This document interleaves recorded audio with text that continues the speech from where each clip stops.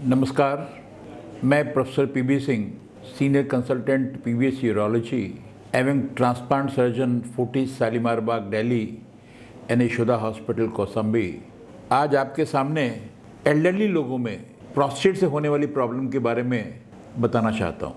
जैसा कि आप जानते हैं, हमारे देश में 1947 में एवरेज सर्वाइवल 45 साल के आसपास था और आज हमारा एवरेज सर्वाइवल 68-70 ईयर्स पहुंच चुका है। और सोसाइटी में आप देखेंगे 75, 80, 85 तक बड़े हेल्दी लोग आपको मिलेंगे, कॉमन लोग मिलेंगे। इस बढ़ती उम्र के साथ साथ प्रोस्टेट की प्रॉब्लम भी बढ़ना शुरू हो गई है। ये एजिंग प्रोसेस है और एजिंग प्रोसेस में आपने देखा होगा कि प्रोस्टेट की प्रॉब्लम काफ़ी बढ़ने लगी है। आप सोचेंगे प्रोस्टेट क्या होता है? इसको हिंदी में हम पौरुष ग्रंथि बोलते हैं।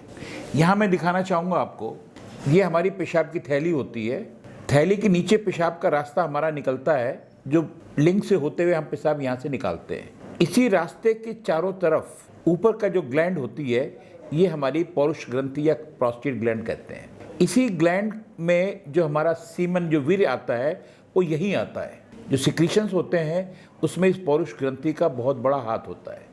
उम्र के साथ में जब 50 साल की उम्र बढ़ने लगती है तो ये पौरुष ग्रंथि हार्मोनल डिसबैलेंस की वजह से ये बढ़ना शुरू हो जाती है और जब ये बढ़ती हैं तब ये अपने सिम्टम शुरू करती हैं और उसकी वजह से क्या क्या प्रॉब्लम्स होती है वो मैं आपको आज डिटेल में बता रहा हूँ। उम्र के साथ में पौरुष ग्रंथि बढ़ती है। जब बढ़ेगी तो ये बढ़ना, ये पेशाब का रास्ता जा रहा है, ये बाहर की तरफ बढ़ सकती है या अंदर की तरफ बढ़ सकती है।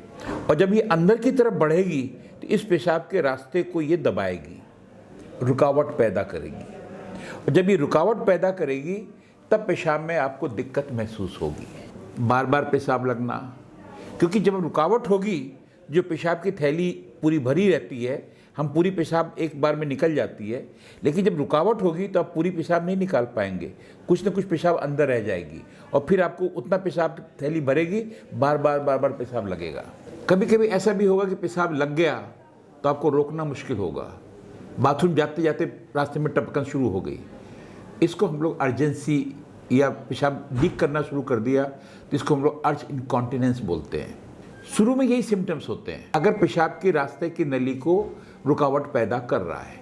उसके बाद अगर और सीवियर ऑब्स्ट्रक्शन हो गया तो पेशाब रुकने की नौबत आ जाती है। और जब एकाएक पेशाब रुकेगी तो उसमें तो आपको तकलीफ होगी, तो आप डॉक्टर के पास दौड़ के जाएंगे। पूरा पेशाब रुका हुआ है, पेशाब नहीं कर पा रहे हैं, पेन हो रहा है, दर्द हो रहा है, वहाँ कोई दिक्कत नहीं होती, वहाँ तो आप डॉक्टर के पास जाना आपकी मजबूरी है। समस्या वहाँ आती है जहाँ रुकावट की वजह से धीरे धीरे आपका पेशाब की थैली कमज़ोर होना शुरू हो जाती है। आज 150 ml पेशाब है, कल उसमें 200 बचा हुआ है, फिर 300 बचा हुआ है। थोड़ी थोड़ी पेशाब आपको होगी, लेकिन आपका ब्लैडर वीक होता जाएगा और जब पेशाब पूरी निकल नहीं पाएगी तो उसका असर किडनी पर आना शुरू होता है। किडनी में सूजन होना शुरू हो जाती है और किडनी डैमेज होना शुरू हो जाता है। ये होता है क्रॉनिक रिटेंशन। आपको पता नहीं चलेगा, अपने आप कपड़े में पेशाब हो जाएगी, थोड़ी थोड़ी पेशाब आप कर रहे हैं। ये हमारा सिम्टम शुरू होता है रुकावट की वजह से। इसके अलावा प्रोस्टेट की वजह से, इस क्रॉनिक रुकावट की वजह से हम उसको बोलते हैं हमारा ब्लैडर बड़ा इरिटेबल हो जाता है। जैसे को तो किसी को बहुत गुस्सा आना शुरू हो गया, उसी तरह से ये ब्लैडर इरिटेबल होता है जिसमें कि आपको बार बार पेशाब लगेगी। इसको हम लोग बोलते हैं ओवर एक्टिव ब्लैडर। नॉर्मली जब हमारा पेशाब थैली में 200-250 ml पेशाब इकट्ठा होती है, उसके बाद ही हमें पेशाब महसूस होती है। लेकिन ओवर एक्टिव ब्लैडर में जहाँ आपकी पेशाब 50 से 100 ml इकट्ठा हुआ, आपको पेशाब लगेगा, आप भाग के पेशाब जाएंगे, पेशाब आप पूरी कर लेंगे, लेकिन ये बार बार पेशाब आपको लगेगा। इसको हम लोग ओवर एक्टिव ब्लैडर कहते हैं, जो इसका एक कारण प्रोस्टेट भी होता है। अब ये हुआ कि प्रोस्टेट बढ़ता है, ये तो मैंने आपको बताया, जब बढ़ेगा तो पेशाब के रास्ते को रोकेगा। बढ़ने के कारण क्या है? कॉमनली एल्डरली पीपल में बढ़ने के 2 मेन कारण होते हैं। एक होता है जो कैंसरस नहीं है, जिसको हम लोग बोलते हैं बिनाइन प्रोस्टेटिक हाइपरट्रॉफी या BPH। दूसरा होता है जिसमें कि कैंसर प्रोस्टेट में हो गया। कैंसर कहीं भी हो सकता है, उसी तरह कैंसर प्रोस्टेट में हो जाता है और प्रोस्टेट का कैंसर भी वही सिम्टम करेगा जो नॉन कैंसरस BPH करेगा। तो ये दोनों वजह से प्रोस्टेट बढ़ता है और बढ़ने के बाद में पेशाब के रास्ते में रुकावट पैदा करता है, तब आपको सिम्टम होते हैं। कैंसर में एक चीज़ है, अगर कैंसर प्रोस्टेट में एक प्रॉब्लम है, कैंसर प्रोस्टेट के किसी भी हिस्से में शुरू हो सकता है, और जब उसकी शुरुआत होती है उस समय प्रोस्टेट इतना बड़ा नहीं होता कि वो आपको सिम्टम पैदा करे। उस समय आपको कोई भी तकलीफ नहीं होगी, लेकिन आग तो लग चुकी है। और जब वो सिम्टम शुरू होगा, जब पूरे पेशाब की तकलीफ शुरू होगी, तब तक वो कैंसर काफ़ी एडवांस हो चुका होता है। तो कैंसर में जो सबसे ज़्यादा ज़रूरी है, हमें उस स्टेज में डायग्नोसिस करनी है जब मरीज़ को एक भी तकलीफ नहीं है, तभी हम उस पेशेंट को क्योर कर सकते हैं, उस पेशेंट को हम पता कर सकते हैं। अब मैं आ रहा हूँ बिनाइन प्रोस्टेटिक हाइपरट्रॉफी पे। पहले इसके बारे में बताता हूँ, फिर कैंसर के बारे में। शुरुआत में जब तक पेशाब आपकी नहीं रुकी हुई है, तब तक जो आपके सिम्टम्स हो रहे हैं, फ्रीक्वेंसी है, बार बार पेशाब लगना, अर्जेंसी है, पेशाब न रोक पा लगना, रुक रुक के पेशाब होना, पेशाब शुरू करने में टाइम लगना, इसको हम लेटेंसी बोलते हैं, रुक रुक के हो रही है, इसको इंटरमिटेंसी बोलते हैं। ये सारे सिम्टम आपको शुरू हो जाएंगे प्रोस्टेट की वजह से। हम लोग जब बचपन में थे, हम लोग के नाना दादा ये लोग बार बार रात में पेशाब उठ के जाते थे, तो एक जनरल कॉन्सेप्ट था हमारे दिमाग में, अरे बुढ़ौती में तो ऐसा होता ही है। लेकिन ये एक बीमारी है, इसको हम ठीक कर सकते हैं, उनकी क्वालिटी ऑफ लाइफ को हम इम्प्रूव कर सकते हैं। पिछले दशक में प्रोस्टेटिक हाइपरट्रॉफी पे इतनी अच्छी मेडिसिन आ गई है, इतनी अच्छी मेडिसिन आ गई है कि हमारी सर्जरी का रेट घट के 40 to 50% रह गया है।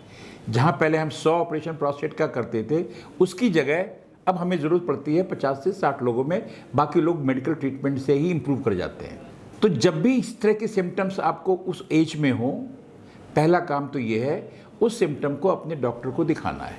उसके पीछे कारण ये है कि ये जो हमारा सिम्टम्स हो रहा है, बार बार जो पेशाब लग रही है, ये हमारी बिनाइन प्रोस्टेटिक हाइपरट्रॉफी की वजह से है, कैंसरस तो नहीं है। ये आप नहीं पता कर पाएंगे, इसको आपको एक डॉक्टर को, एक अच्छे क्वालिफाइड यूरोलॉजिस्ट को ही दिखाना पड़ेगा।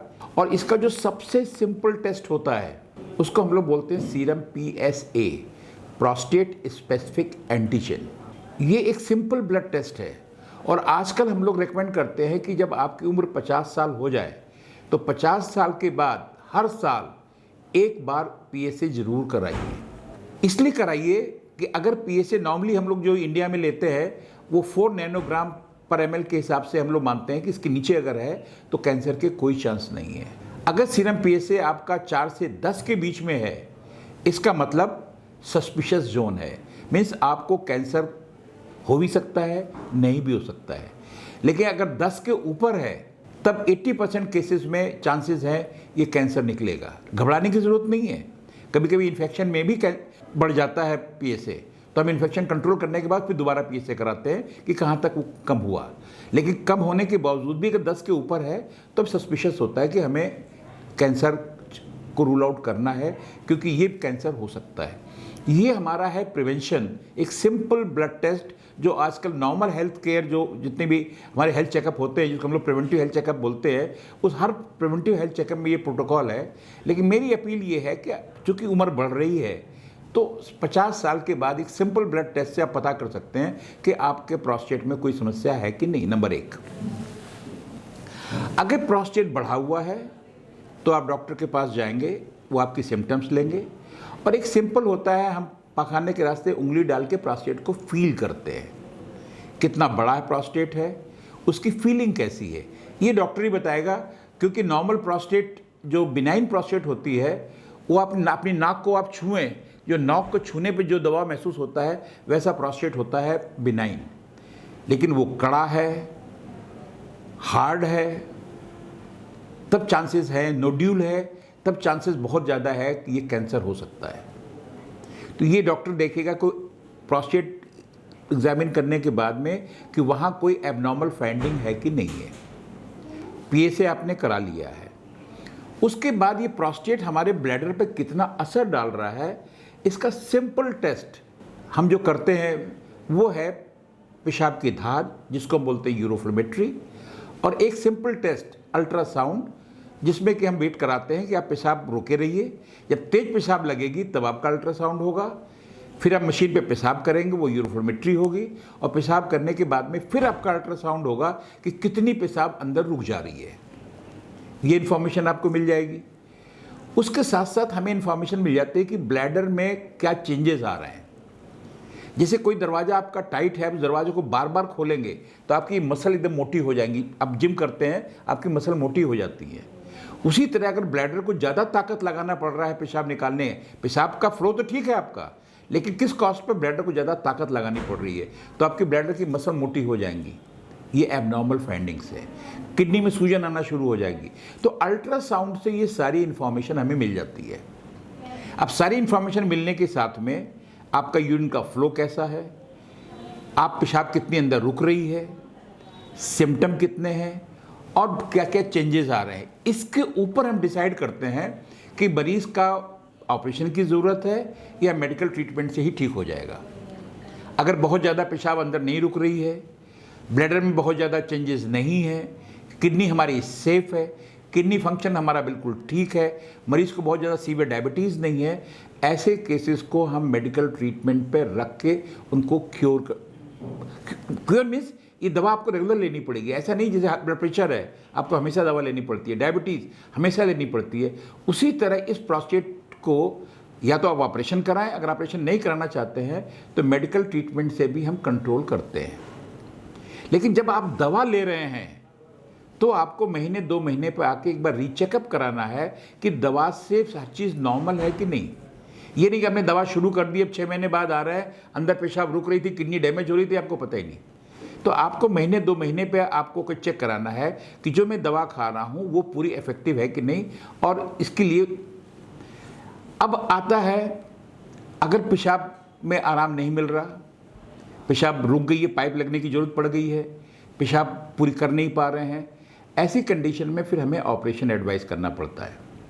और आजकल ऑपरेशन बहुत सिंपल हो गया है। आजकल पहले एक ज़माना था जब हम इसके लिए पेट खोल के बड़ा ऑपरेशन करते थे। किसी ज़माने में लोहिया साहब का ऑपरेशन हुआ था, इसी प्रोस्टेट के ऑपरेशन में उनकी मृत्यु हो गई थी। इतना डिफ़िकल्ट ऑपरेशन था, लेकिन आज ये नहीं है।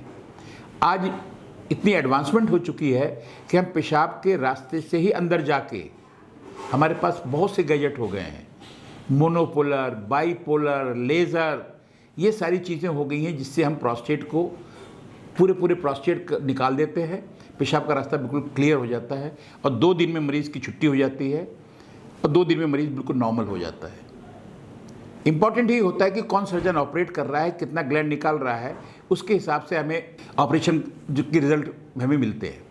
तो हमारे पास बहुत से ऑपरेशन के मेथड, एंडोस्कोपिक मेथड आ गए हैं जिससे हम प्रोस्टेट को ट्रीट करते हैं। बहुत से ऐसे पेशेंट हैं जो कार्डियक पेशेंट हैं, बड़ी सर्जरी हो नहीं सकती है, प्रोस्टेट के सिम्टम हैं, उनके लिए भी बहुत सी एडवांसमेंट आ गई हैं। वो एडवांसमेंट अभी हमारे इंडिया में अभी शुरू हुआ है। उसमें कई प्रोसीजर ऐसे हैं जो बिल्कुल डे केयर प्रोसीजर है, मतलब सवेरे आप एडमिट होते हैं और शाम तक मरीज आपकी छुट्टी हो जाती है। लेकिन अभी इंडिया में बड़े वो कॉस्टली आ रहे हैं। जैसे यूरोलिफ्ट आपकी एक टेक्निक है जिसमें प्रोस्टेट में थोड़ा सा उसको टाइट कर देते हैं, उसमें जगह बन जाती है, पेशेंट को आराम से पेशाब होने लगती है। मैं उसकी डिटेल नहीं जा रहा, बहुत से तरीके हैं, लेकिन वो तरीके अभी इंडिया में वेरी पॉपुलर नहीं है।